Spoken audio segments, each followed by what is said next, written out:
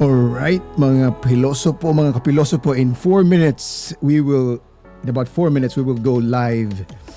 Of course, atong episode number 7 is, atong philosopher for tonight is Adam Smith. So let me introduce the philosopher for tonight before we go live with Attorney Rene. No? So I'll just read a little info background about our philosopher for tonight. And we got this over www.investopedia.com. This is written by Mr. Rakesh Sharma. So allow me to share this with you so that you will have an idea of our philosopher for tonight. So Adam Smith is our philosopher for tonight. Adam Smith was an 18th century Scottish economist, philosopher, and author who is considered the father of modern economics. Smith argued against mercantilism and was a major proponent of the laissez-faire economic policies. In his first book, The Theory of Moral Sentiment, Smith proposed the idea of an invisible hand, the tendency of free markets to regulate themselves by means of competition, supply and demand, and self-interest. Smith is also known for creating the concept of GDP, or the gross domestic product, and for his theory of compensating wage differentials. According to this theory, dangerous or undesirable jobs tend to pay higher wages as a way of attracting workers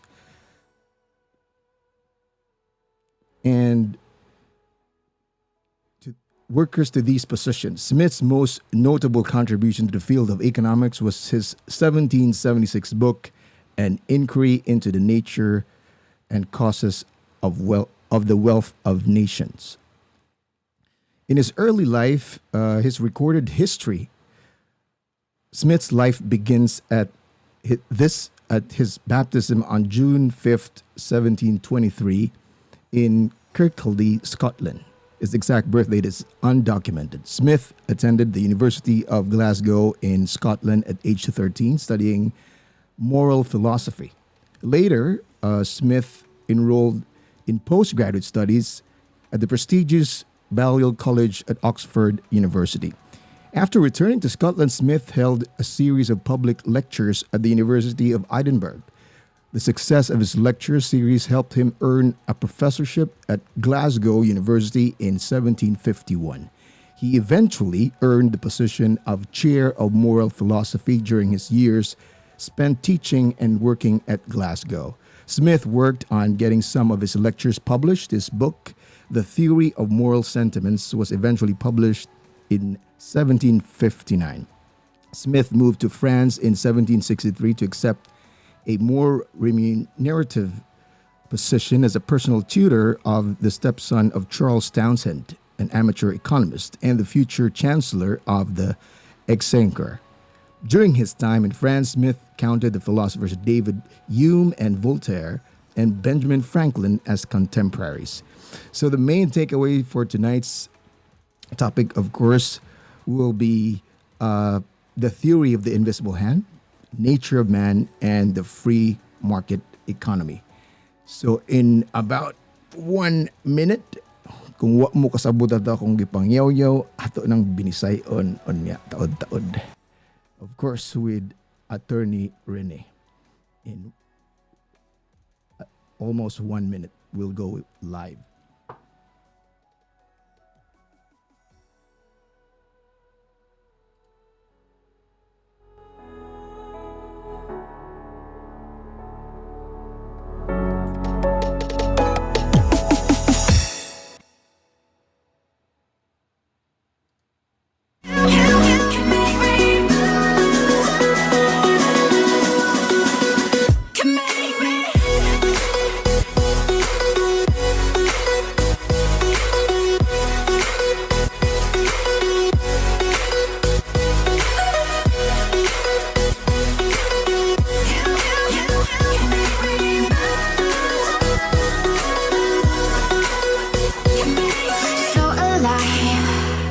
Make it last forever.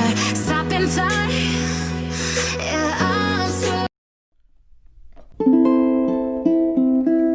I think about the responsibility, the assurance of my commitment, the respect that I have for every detail of what nature has to offer.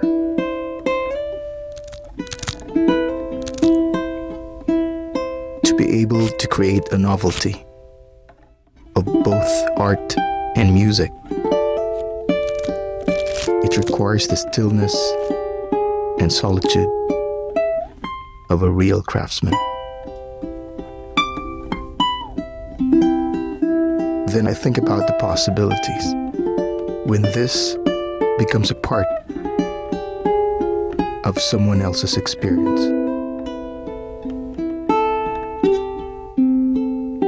Exquisite sound and superb playability manifest in each of Huni's handcrafted ukuleles.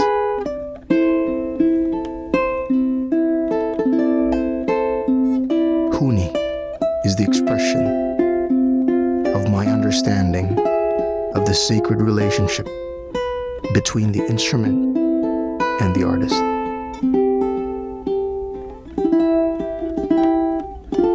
My name is Brian Bruces. I am horny.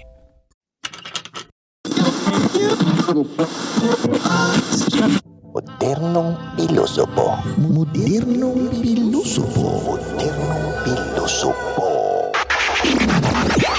Ancient philosophies presented and discussed by two Modernong Pilosopos in free-flowing, unscripted, raw, yet fun and relatable conversations. Modernong Pilosopo. Modernong Pilosopo, the podcast. Ladies and gentlemen, your host for tonight's show, Brian Bruces and attorney Rene Abseri Jr.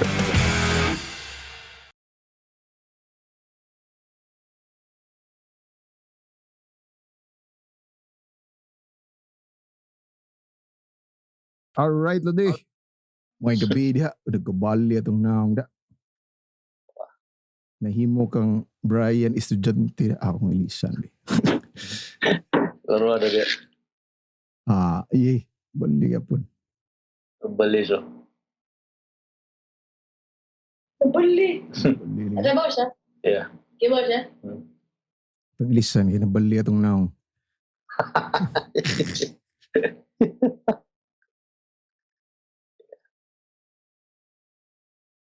May gabi dahil di ba, nag-ilis ko sa atong baling na akong ada ba? Okay. Okay na atong naong. Nahimo na. Balik ka.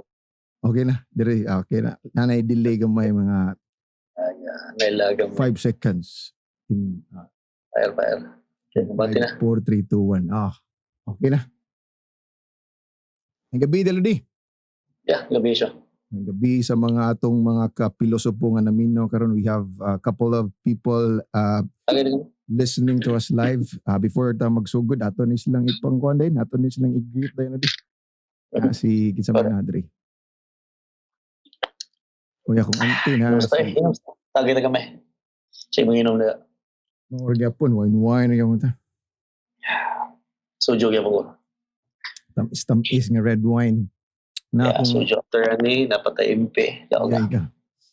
Nga si, kung ano di, si Attorney Hazel di, si Inday Tisay, naminaw. Yung tanaw di. Asa to siya. Asa to siya? Narang diskili din ako. Kanalas kilid eh. Napod si, kauban na to karon si Ramon Angeles III. May gabi, mga pilosopo, may gabi po diha. Napod si, sa may, all the way from California, itong migo eh, si Ali Tan. Yes. Birthday na ba niya gapon, happy belated, happy birthday. Brad, niya, kuhan mo siguro diha. I don't know, gahapon naman siguro, or karon pa, ang sana, July 4, Lodi. Lagi ng July 4, Independence. 4th of July. Independence Day nila. 4th of July, yes. Unya, isa pa na diha. Gawas na sila ng taod-taod. Anyway. Yeah, siguro na. Welcome, Lodi, sa atong Modernong Pilosopo. And again, we're here to, of course, share another philosopher. Akong introduce ganina, nag-countdown para makaminos-minos tag-oras. So we will have again a free-flowing conversation, no edits, all raw, relatable discussion on the points about ni Adam Smith. Yes, sure. Adam Smith, our philosopher for tonight, part show. Kapilang taning philosopher? Kapito? Ka-7, seventh philosopher. Yes, actually, kini si Adam Smith, economic philosopher, siya part show. Kaya nag-talk na siya, not just basically about politics, but anything gani mag-talk about resources. How resources are distributed in a state. Muna itawag ito, ekonomista. Siya. So, yeah, kato mga politicians, political theorists, muto siya ang people that are talking about power. Muna siya. To share to our listeners, yung kag political theorists, muto siya ang nag-talk about power and kahum. Power, but authority. People who are talking about wealth, they're talking about economic resource. Of course, we're talking about economists. Okay. Ekonomista ni siya si Adam Smith. But of course, since economy and politics are really intertwined, so ato na siyang appeal sa ato ang modernong pilosopo. Yes, appeal ka na siya. More of ekonomista ni si Adam Smith because of his concept on the invisible hand. Okay, hindot nila. Invisible Mura pag hand. sa Bisaya, parang kamot na dili makita. Yay. Invisible hand. Alright. So that we can understand the principle of invisible hand, we will start with the basic principle of the nature of man. Kana. Diba, daghan na tag mga philosophers na discuss nato, we discuss about the nature of man. Kung sa mga tao, Yes. what are we by nature? If we go to Machiavelli, we are by nature like power seekers, antisocial, we are by nature evil. Ato kang Thomas Hobbes, evil. Ato kang John Locke, good. Tabula rasa. If we go to Jean-Jacques Rousseau, neither. We're governed by our instincts. Now we go to Adam Smith. Adam Smith, as what I've actually said, siya na siya ka ekonomista, Scottish economic philosopher. For him, Parcho, by nature, we are selfish. Yay ka. Mumao sila kang kuan? Machiavelli. Technically, to a certain extent, pare-pareha sila. But lahi ilang perspective as to the extent of being selfish. Okay. Man by nature is selfish as far as Adam Smith is concerned. Sa Bisaya pa, Parcho, how do we to make this more relatable? Ang tao ko by nature, sa Tagalog pa, makasarili. Makasarili, oh. Sa Bisaya pa, murabag, imurang kaugalingon, imong gihuna-una, di ba siya? Buaya kung sa basketball pala di makarelate ka. Basketball pa, sa Ateneo Masa. Basketball Association pa, ng mga buaya, kinsama na, no? Naagyan, no? Sige lang itsa, no? Pasa. Sige lang itsa, way pasahay. Shout out sa itong mga PBA. Yes, wala ba basket pila nakabuwan? Bang, sige lang tagtagay ni. Kay Parcho, no, kung manglaag mo sa imong asawa niya, mingong kang ganahan sa mutanog sini, pero ikaw ganahan kag mukaon, pero imong kaugalingon na masunod, selfish ka siya, right? Mahugog yung nana. Siyempre, kung maingong kaon sa ganang sudan na turon, ganahan kag ginabot, pero imong asawa ganahan o pasta, pero ikaw gisunod. At the end of the day, di ba? Kung sa man na siya, selfish ka. Selfish. Imong kaugalingon, imong ginauna. So, in your own perception of, without discussing first about Adam Smith, when you speak of Adam Smith, man is by nature selfish. What's your connotation of being selfish, Parso? Negative or positive? Shout out there. Before that, Yes. Shout out ni Mr. Doc Alvin? Alitan o Doc Alvin. Yes. Alright. Si Doc Alvin lo di mo na siya before tamo padayon sa imong pangutan before nako tubagon. Si Doc Alvin siya ni daog sa atong Trivia Thursday. Pag Thursday man ni post kung kinsa atong philosopher for tonight. Nya why challenge kang Doc Alvin? May challenge si Doc Alvin. It's so dahil lang. Mura siya yung doktor na pilosopo nga. Yes. Dr. Pilosopo. Nya naabi din siya ikuan live ganina wa ko ka wala ko kabo sa live ni Doc Alvin. Oh, So, e-doctor. Ana siya sa e-doctor. Yes, e-doctor Wala ko Doc kabo si Alvin. Dr. ni Doc Alvin. Kaya na ako gila kapot. Unya si Doc Alvin ato niya siyang i-PM unya kay nakadaog siya og katong atong pangpagwapo nga pilosopo, of course atong pamada ni Don Andres. Doc Alvin, congrats na. Mga sponsors nato ni ato ang podcast. Ato lang yang i-PM Doc Alvin unsaon yung pag-claim sa imong special prize. Okay. So sa imong pangutana din, nangutana ka unsa tay mong gingon nga selfish. What's your concept of being selfish, Parcho? Actually, being selfish can be both, parang ako it can be both negative or positive depende on how you look into that. It can be a two-edged sword ba? When positive is if you're selfish, you're trying to, in a way, if you look into the positive side, you're trying to improve yourself ba? Nga kanang, for example, in self, kanang, imong self-improvement, selfish ka kanang, one example is si Michael Jordan, di ba? Yeah. Pagka-selfish siya, gusto siya mudaog. But of course, winning is a positive, di ba? Yeah. A result. But muna siya, it can be positive or negative. Pero ang word itself, always makuan gid siya, relate gid siya og negative. Selfish ni mo eh. Di ba? Inana siya. Pero actually, kung tatao ni mo, there is a positive side of it. In other words, it depends upon the motivation siguro, Parcho. Kana. Being selfish, because for me, instinct na to is self-preservation. That itself is already, being selfish, perhaps. And if you look at kato kang Maslow na hierarchy of needs, ang ato ang yung pinaka-highest is self-fulfillment na ang word na self. So that's the positive aspect of being selfish. But kaning magong we are brought up as Christians, kaning magong selfishness is a sin. Kuwala siya, sala na siya sa Kristiyano. Because we are being taught to be selfless sa atong Biblia. That's why people are actually divided in terms of the concept of being selfish and being selfless, thinking about others before ourselves. But since ato ang karong gabi si Adam Smith, man ang ato ang Adam Smith is our philosopher. For him, man is by nature selfish. When we are by nature selfish, according to Thomas Hobbes, for him, it does not have any negative effect. As a matter of fact, for him, it's advantageous, and as a matter of fact, it's positive. Okay. Para niya parcho. And man by nature being selfish, that's the underlying principle of the invisible hand. Okay. Principle of Adam Smith, and this particular principle of invisible hand is one of the principles that has been guiding way before, during the 19th century, na ato ang mga ekonomista, and even also at present, those who are advocates of capitalism. We call that the invisible hand. Very relatable din siya. Very relatable. As a matter of fact, according to Adam Smith, by nature, man is selfish. But in reality, by being selfish, because you're selfish, you aim for self-improvement.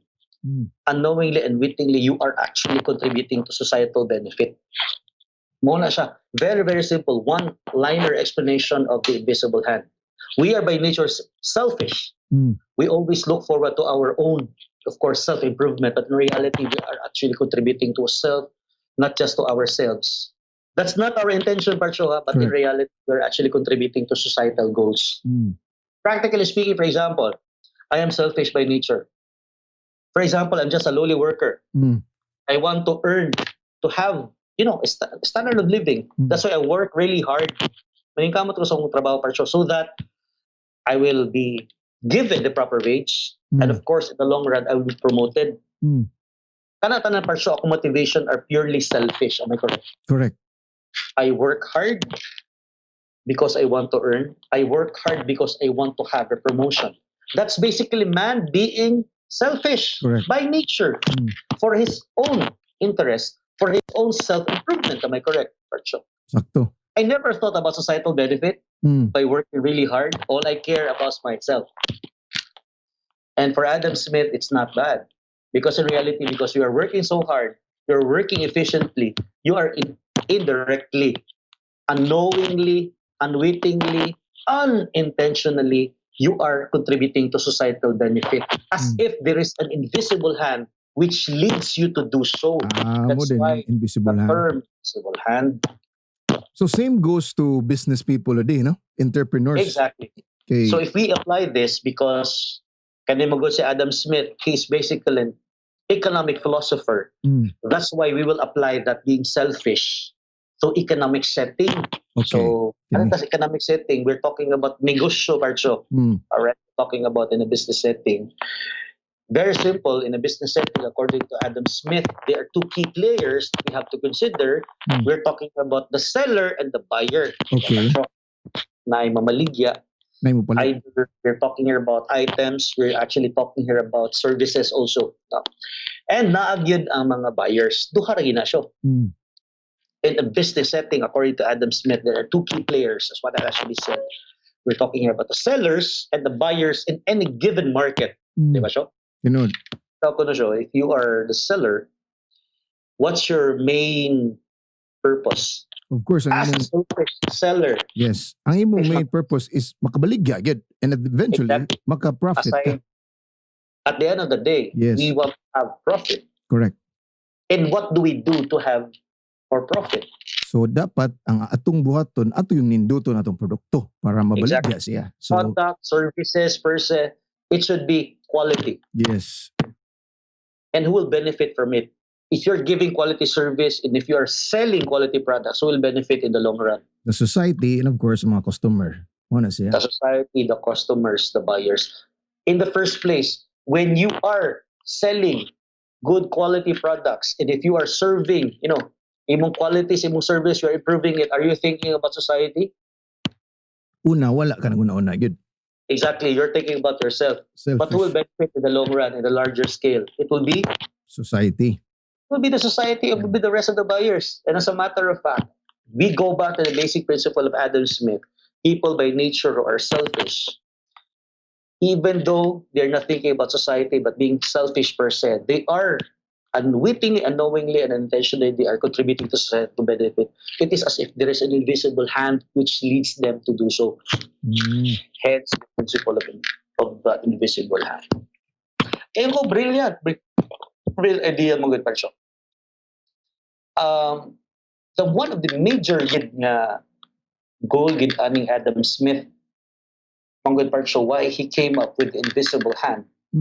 Ganahan mo gud sa part show kani bitang usa ka economic setting in which less ang government intervention. Okay.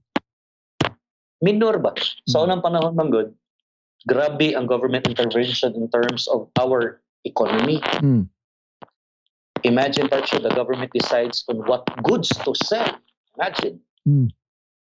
So the government also decides on the amount of resources that are to be sold. To control They tanan. control the price. Di ba?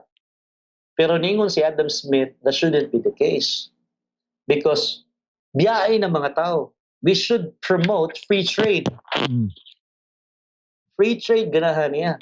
Muna gitawag na to nga laissez-faire. Laissez-faire.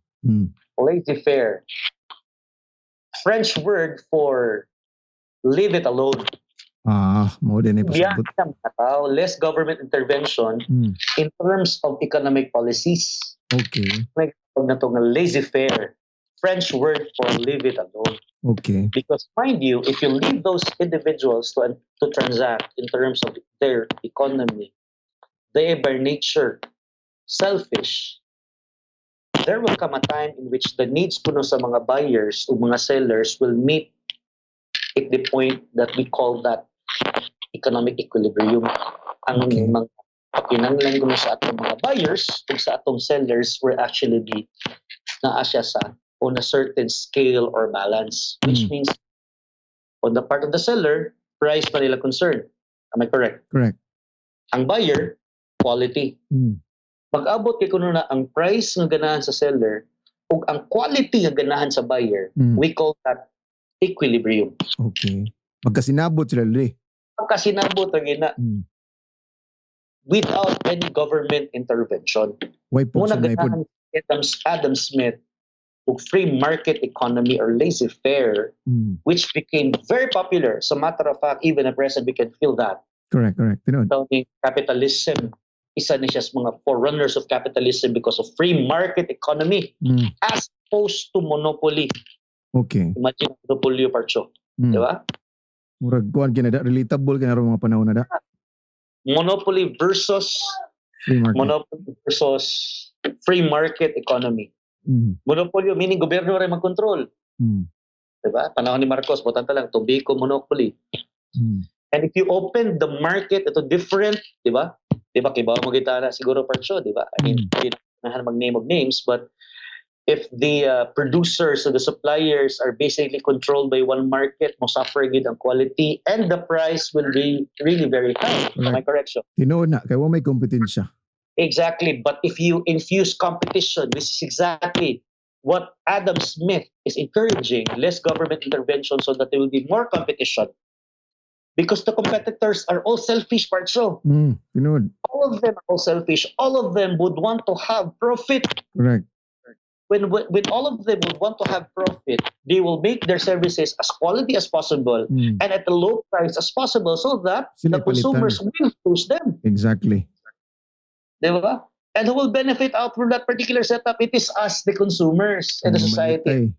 Yes. Even though these people, the sellers, the businessmen are not really thinking about it. It is as if there is an invisible hand which led them to do so. Bitaw, no? That's precisely what Adam Smith, cheers dia, lamig kay idom, basically he is trying to impart.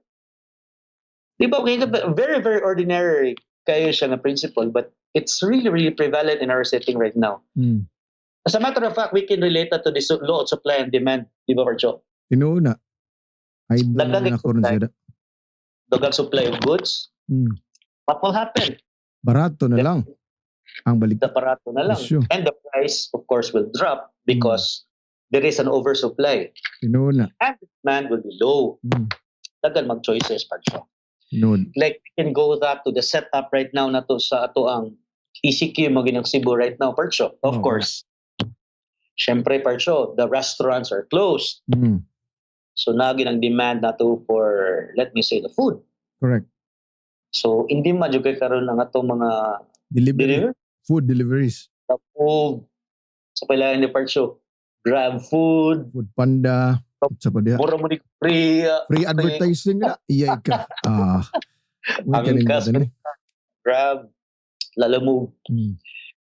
And did this, let me ask you, I don't think that Angkas, like Lalamove, I mean, pardon me for saying those words at all those food delivery companies, I don't think that they're really thinking about society at large. I don't really think, pardon me for saying this, that they're really concerned about us. I don't really think that they really care about us. But of course, they are businessmen like anyone. They basically care about themselves for profit. They want to make a living. That's why they came up with the competition. They want to improve their services because at the end of the day, they want to have profit. You know, who will benefit from this? Imagine if wala lang siya pa show. Just imagine if we don't have all of this. If the government, imagine lang siguro if ang gobyerno na to only restricted usara ka buok food delivery part show. Mahal I mean, right, siguro. pwede tab ka-create na to gatong food delivery service right now, like Modernong Pilosopo. Food delivery service, if you just have the necessary permits, nobody can stop us from doing so. Because we live in a free market economy, just what Adam Smith envisioned. Bright ning Adam Smith. So walay limit in terms of competition as long as we, as long as what we're doing is legal. Because competition is healthy. Because all of these people who are competing against each other, they are all selfish. They want to gain profit. That's why they will make themselves really, really better. But in the long run, we benefit. Ingon si Kuan Lodio si Kuan ba? Mention. Si Ramon. Yellow X po no. Delivery service po da Yellow X. Murag ilahan nila. Ato ni promote rin niya. Na may package na may sponsorship packages niya among ipangsenan ng mga nagsigig promote ha. Exactly, Perso. Like, I mean, of course, I hate to say names, but there are certain utilities, mga services right now, whom we have only like one or two. Correct, Providers, but we have complaints. Nagkatag problema, Perso, but sometimes we don't have any choice because we are aware of the fact that they are either one or the only service provider this particular service. Agree. I need to explain that. But what if ato gobyerno nagpasulod lang, or there will be another company who provides the same services who will, make a competition? Definitely the prices will drop and they will really try their best to really cater our interest and really give quality service. Manay na naka-brilliant si Adam Smith per show. Nakita His argument of competition, free market economy, we call that laissez-faire, let things alone. It's very relevant in a capitalist society.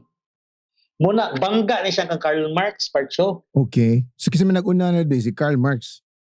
Actually, gauna si Adam Smith. That's why Karl Marx is basically just a reaction of the capitalism. Kaya against capitalism was Karl Marx.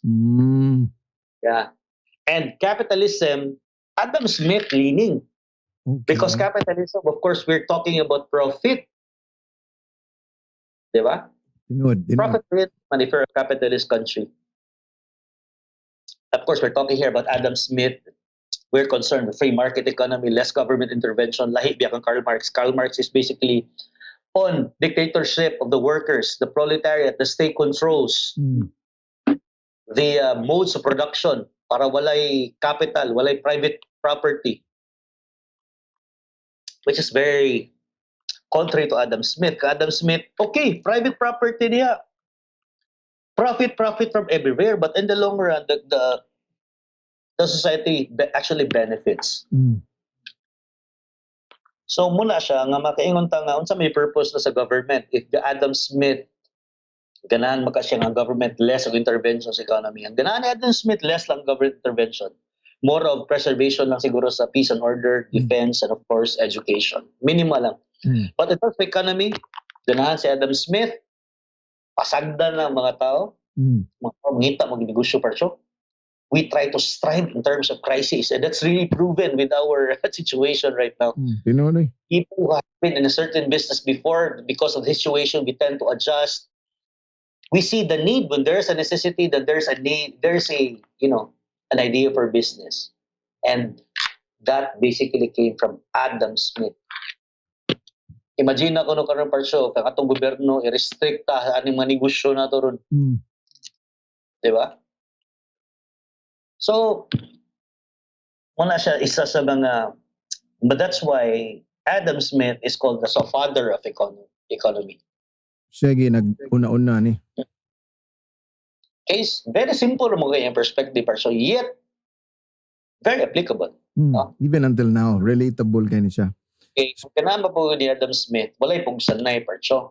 Meaning, the sellers and the buyers, nasalay free will. Namubalibad po kung di ganahan. Balibad. Muna ganahan ako ni Adam Smith. Kay namugot tayo i-introduce ng concept of value-added exchange. Okay. When you speak of value-added exchange, it means that it is that particular value in which the seller will be satisfied with the price, and also the buyer will be satisfied in terms of the quality. Why po siya na until maabot na value-added exchange. Antun magkasinabot. Magkasinabot kay butang ta lang unsa may mga butang parsyo nga mahal ron kay tungod kay nihit or lisod buhaton ay kay nagbarato sad. Kaya ka example ko na diha. Kuan, mahal nga unsa to? Nihit. Nihit. Karon ning barato naman naghan man sa una mahal. Because of perhaps for sure very limited siguro ang ato ang butang ta lang because of ECQ siguro what example can we give? Siguro seafood, I don't know. I think seafood has na may daghan siguro ang mahal mga seafood before. Even before. Samo ta siguro during ECQ with the community quarantine. So because of some restrictions in terms of, perhaps with our people, fishermen. Sa una ludi, mahal ang one example ani nga dili na karon sa una pagsugod sa ECQ, mahal kayo ang face mask, di ba? Kabantay ka? Yeah. Limited kayo. I remember that gid so katong natay shortage sa face mask. Because of the law of supply and demand. Karon barato naman lang kayo. Because definitely gamay ra kay nag-produce. Meaning the supply is less. When the supply is less, the demand is high, and the demand is high, definitely the price will be high. Correct. But right now, muna gitawag na to tungod kay natay laissez-faire, natay free competition, we have free market economy, we have laissez-faire, thanks to Adam Smith. Then nobody can stop anyone from actually selling their own brand of face mask. Unsa na nahi nang uban. We can actually see from websites, from online sellers, there are very different versions of face mask. And that's the product of the idea of Adam Smith or free market economy or laissez-faire. So when the demand will already be low because the supply is already high, daghan ng baligya, you can actually see it everywhere. So karon, it's the issue now unsay mas quality, di ba so? Tinod. Di pa panindot tay na. Mingon sila ron nga, okay, daghan ron ang baligya og face mask, but ours is better. And ours is low price, meaning we have a greater value-added exchange, di ba? Kinsa mo maka-benefit ani parsyo? Kita ang mamalipay, consumers. Na mga question dire. Na pangutan na si Kuan, Inday Tisay. Yeah. Oy, Jeb Marie Bacaro, akong student before at UP. Yeah. Shout out. 13 years ago, yeah. I remember business management kasi ang student ko. Unsay use anang invisible hand ni Adam Smith? I-relate ko no karon bit. Anyway, we already discussed that. The Adam Smith we're talking here about the free market economy. We just let the market decide. Kanang invisiblehan sa ma-relate na nimong invisiblehan sa manag-uyab dik nang bagong manag-uyab dili. Nga lagi baby mo na parcho. Oh, na Hello. So yeah, bagong manag-uyab di invisiblehan makarelate ka na. depende siguro. Depende siguro sa law and supply and demand because if uyab parcho, para na ako personally speaking, wala na supply and demand para na ako parcho. Gay ka. Because the supply is zero already because for me personally parcho, I don't think na mo relate ang invisible hand because when you are already committed to someone, zero na ang supply, zero na sa and for me personally. So it doesn't apply already parcho. Consider already as value added exchange, already considered as sold. Equilibrium na nagkasinabot na.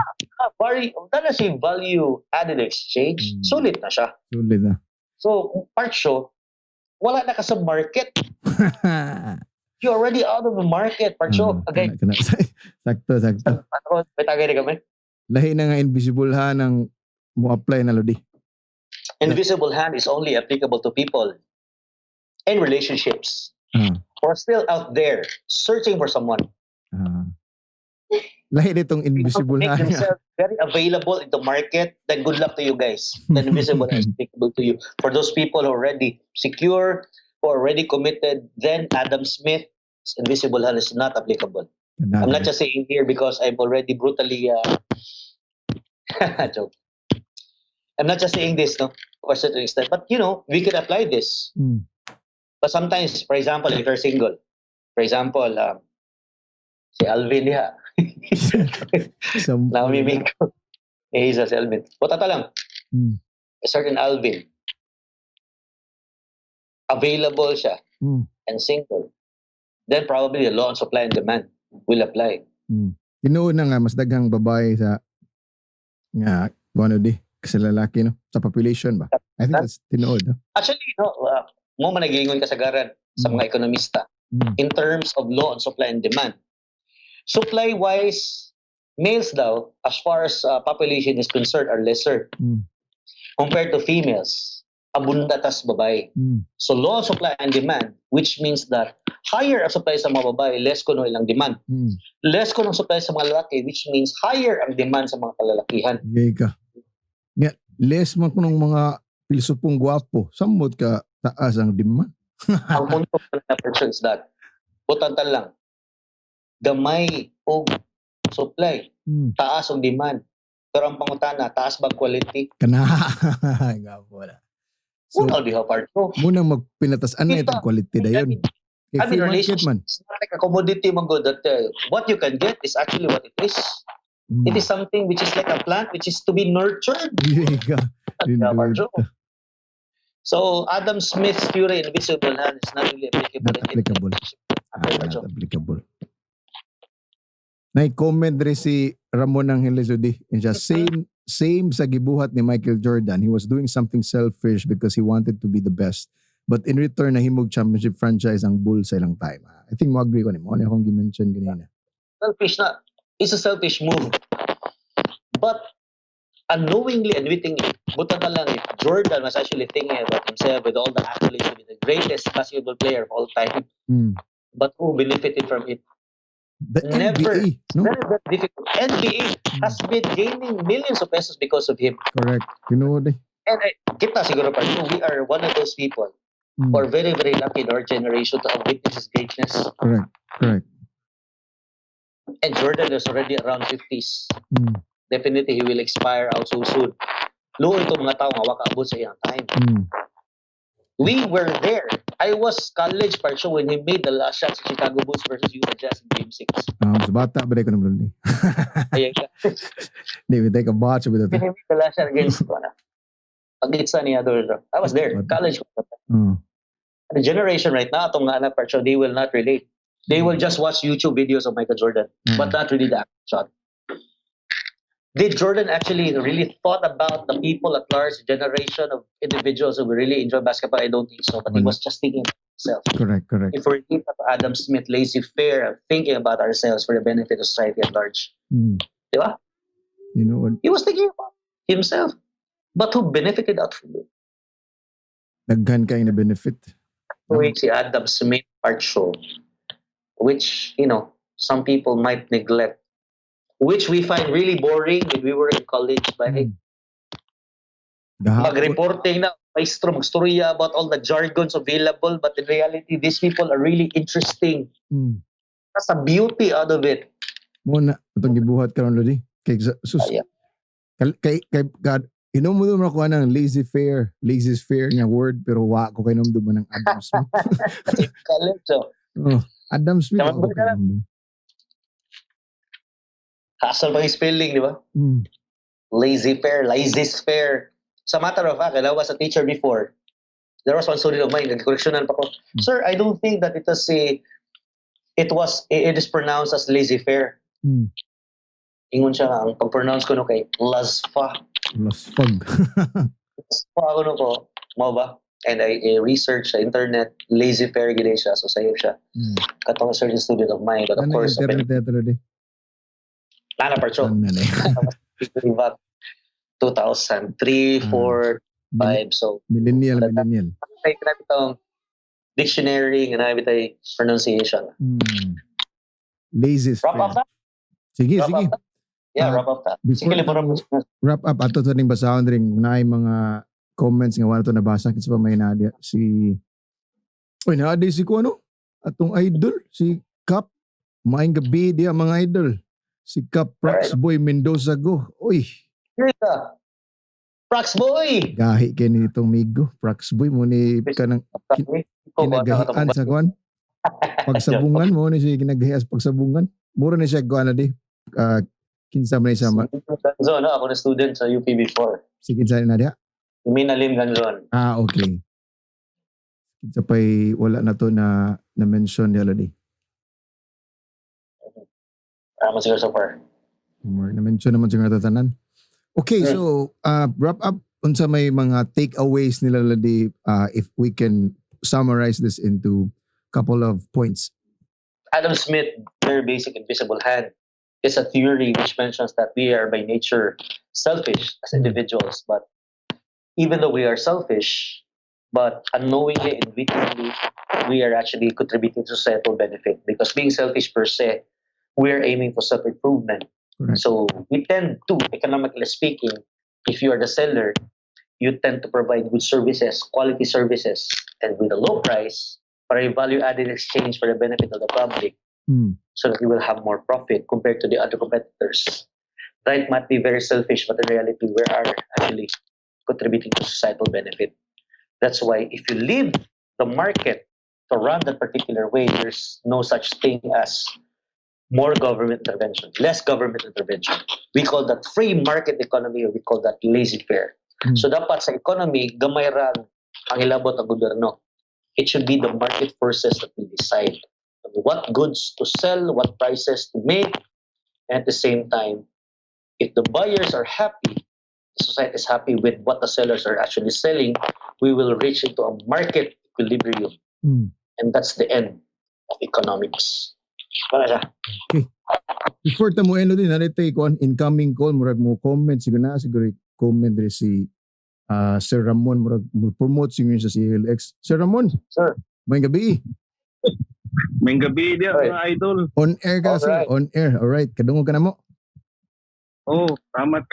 Ayay ka. Isa ka mo mag-sinel fish ako. Ayay mo de. Amo ning gitsuwayan de among kuan Sir Ramon among new feature ba nga makadawat na tawag incoming calls. Kani by the way si Sir Ramon no sa atong mga pilosopo diha. He's coming over Facebook atong messenger no nanawag siya via messenger kay na siya i-comment so unsa may atong ay mo i-comment diha sir sa about sa Yellow X na ani bayad kung Yellow X unsa may mong kuan diha i-share mag-channel feature ko mag-promote ko sa Yellow X. Abi kog na kay ikatampo sa atong episode Yellow X today. Okay. Bitay Sir, salamat sa pagpunta sir. Very interesting ang topic, very informative. Yeah, thank you very much. Weekly Tingnan nila. episodes. Mga weekly episodes niyo. Daghang salamat sa Sir Ramon. Salamat sa Mora to, salamat kayo. Ika ni si Sir Ramon, negosyante sa siya, ato ning partner sa negosyo, sa uban natong mga negosyo. So, muna nga, kanang sweet to sa siya about sa kaning atong pang discuss karon di nga about sa economics. So, muna siya sa Yellow X, muna siya developer sa Yellow X. So, kanang mga delivery apps kay IT, mani wizard niya itong migo, si Ramon. Siya, kamao siya mo develop na. So, kung nangita mo somebody in the IT business nga kabaw mo develop og apps pareha ng mga delivery apps na sikat na karon PM lang yung si Ramon Angeles III. PM lang agi sa Modernong Pilosopo kay nami gamay ang cut diha, di ba day? Okay, so any final words, Lee, before we say goodbye to our live audience? All right, so thank you very much. See you next Saturday for our Modernong Pilosopo. We will discuss again mga philosophers, some intellectual insights about some political philosophers, social, economic, and political philosophers, of course. So we will try to make it very simple as possible. Relatable. And relatable in a way that we can actually appreciate that in our daily setting. Right. Okay. Daghang salamat ulit. All right. To everybody, maayong gabi, happy Saturday. Hope you enjoy the rest of the night. Thank you.